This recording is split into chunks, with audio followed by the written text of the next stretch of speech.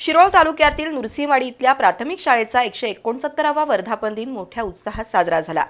या निमित्त विविध कार्यक्रम संपन्न झाले। शिरोळ तालुक्यातील नुरसिंहवाडी इथं विद्या मंदिर म्हणजेच प्राथमिक शाळेची स्थापना 1 जानेवारी 1846 रोजी झाली। स्वातंत्र्यापूर्वी स्थापन झालेल्या या शाळेचा 169वा वर्धापन दिन मोठ्या उत्साहात साजरा झाला।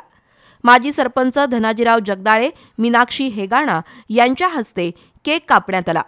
इंग्रजी माध्यमाच्या शाळांकडे मुलांचा कल वाढलेला असताना नुरसिंहवाडी विद्या मंदिरनं गुणवत्तेच्या जोरावर विद्यार्थी आणि पालकांचा विश्वास संपादन केलाय, असं धनाजीराव जगदाळे यांनी नमूद केलं।